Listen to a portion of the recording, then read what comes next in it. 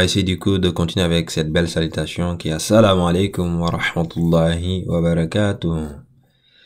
On va voir la partie wa barakatuh, incha'Allah rabbi.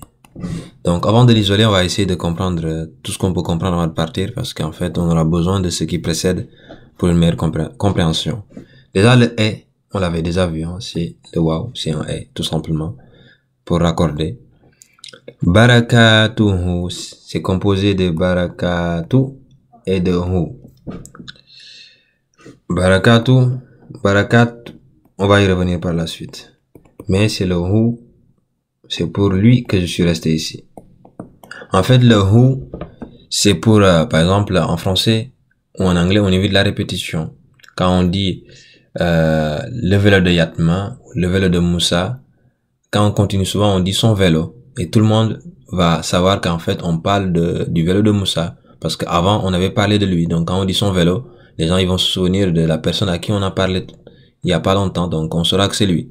Donc, le hu, c'est pour cela qu'il est là, en fait. Le hu, c'est pour dire Allah. Voilà.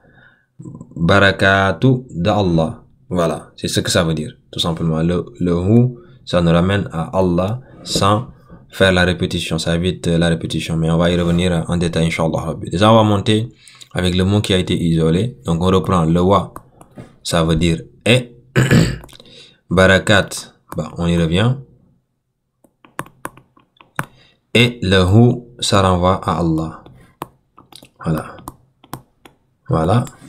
Donc, du coup, le barakatu, bon, c'est une forme plurielle, plurielle, voilà.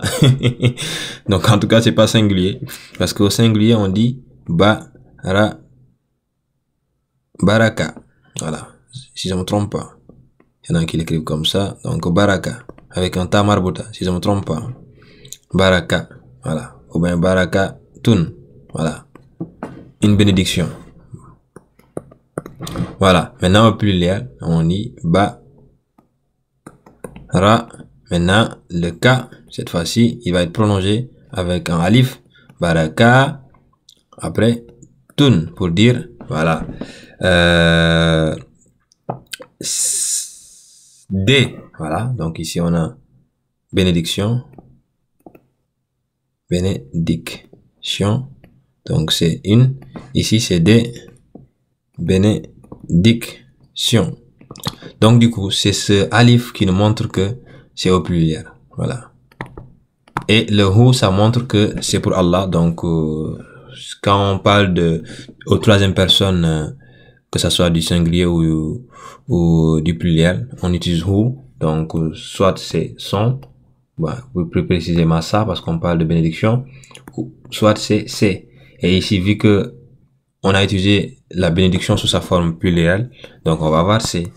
Donc, finalement, quand on prend l'ensemble, barakatuhu, ça va signifier c'est bénédiction, les bénédictions d'Allah subhanahu wa ta'ala.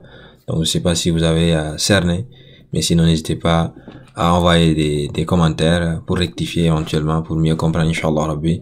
Et juste avant de finir la vidéo, l'équivalent féminin de hu, c'est ha, en fait.